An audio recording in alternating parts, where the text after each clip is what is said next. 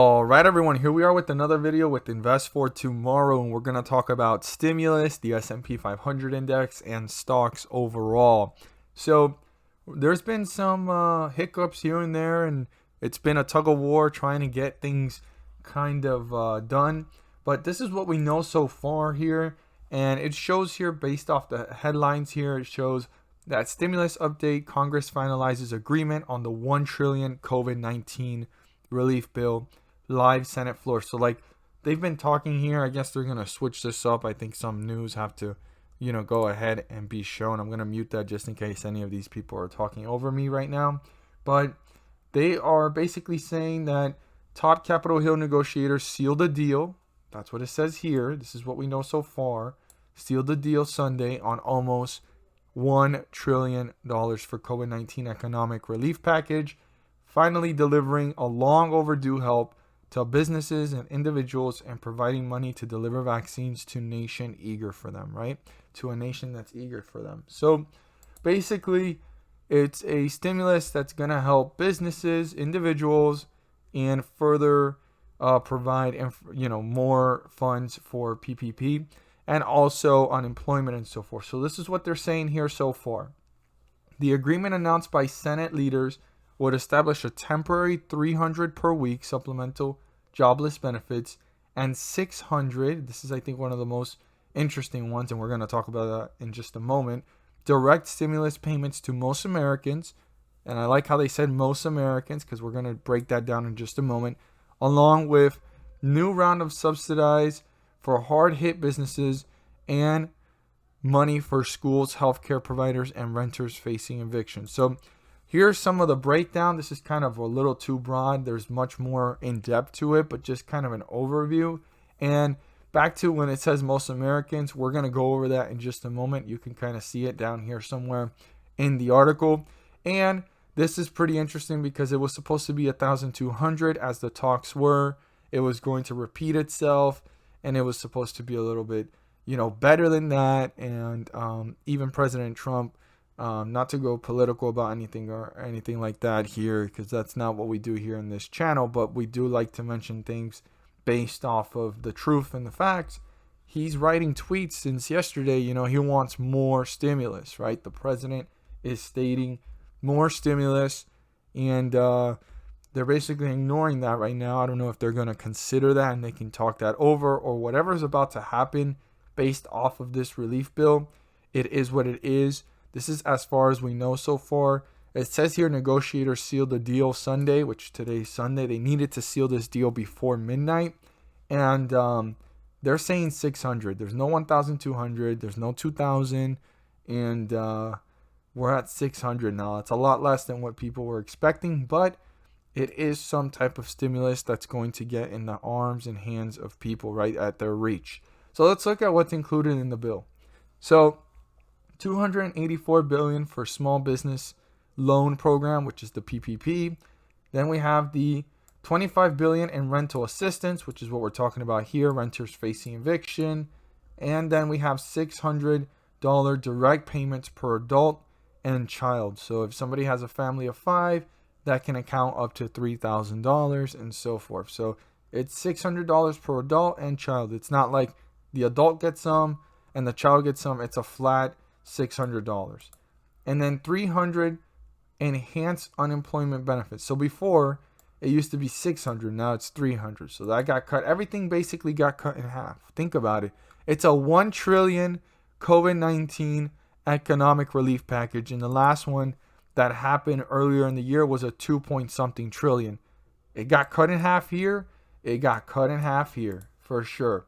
Then we have the $13 billion in enhanced SNAP benefits, $82 billion for colleges and schools, $10 billion for child care assistance, and the COVID-19 aid bill also ends the practice of surprise medical billing. I don't know exactly what that means, but I guess it's basically saying like there has to be some type of aid when it comes to surprise medical billing, like just medical bills being thrown at people. That there's going to be some type of government assistance if it's a case or something that is within reason.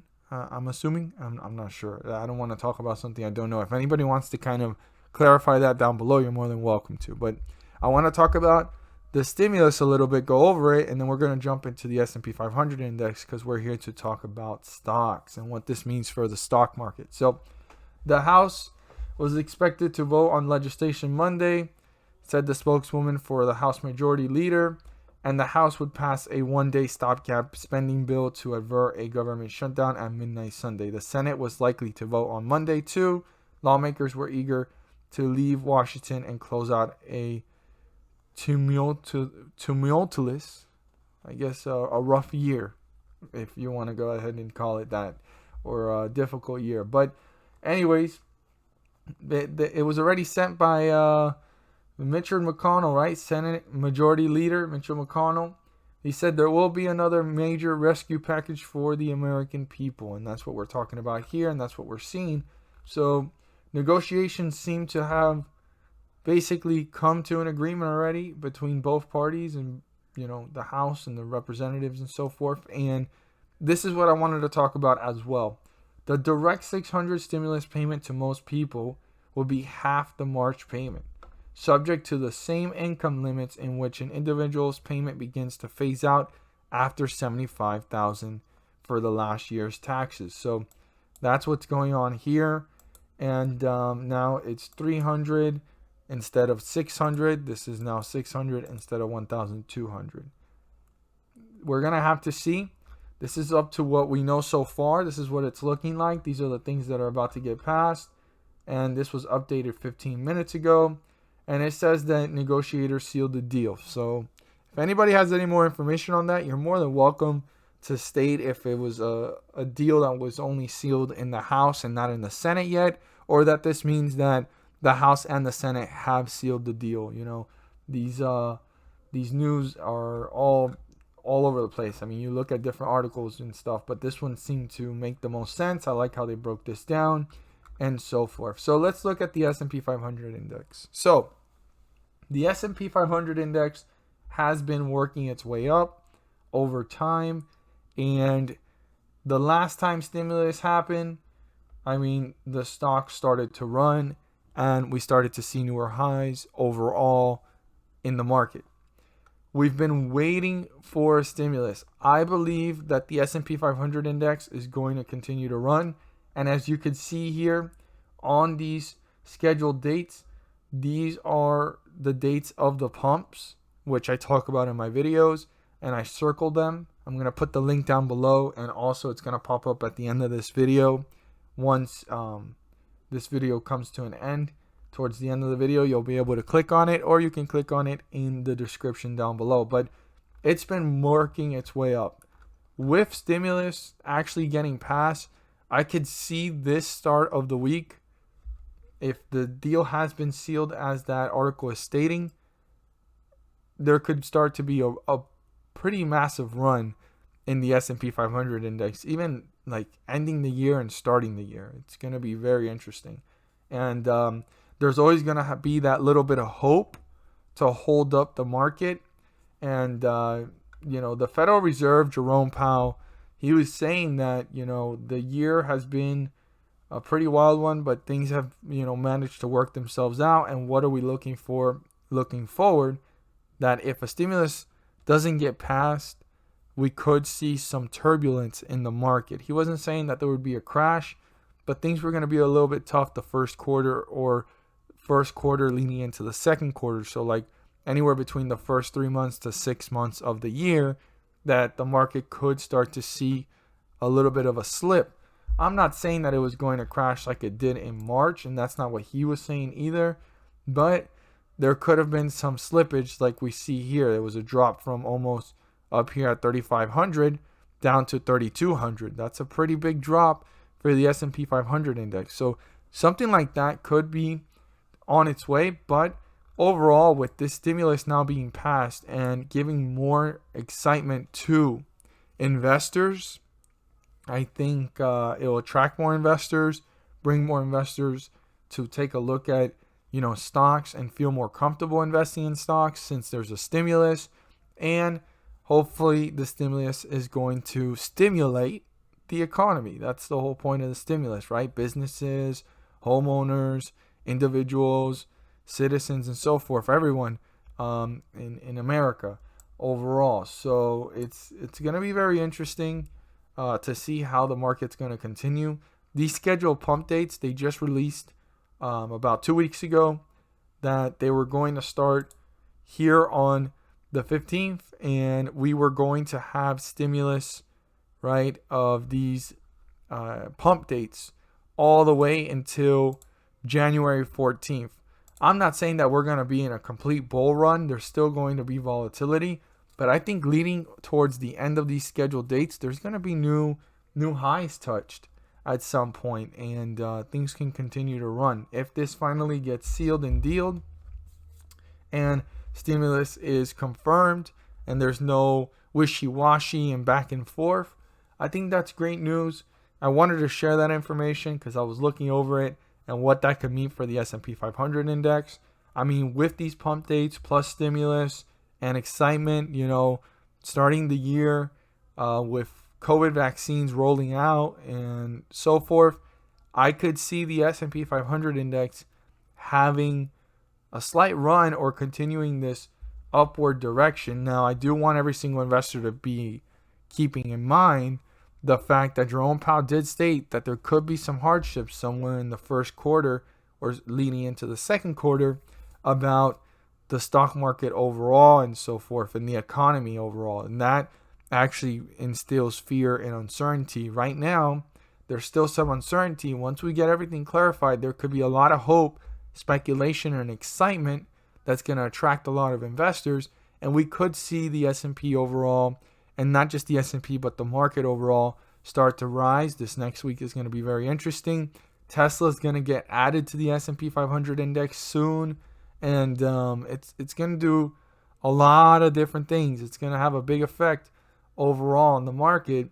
These new switches and then these new stimulus bill finally getting passed, plus the pumps. I mean, I can see the S&P 500 index, rising up significantly, but we're going to have to see what Tesla's addition to the S&P 500 index does.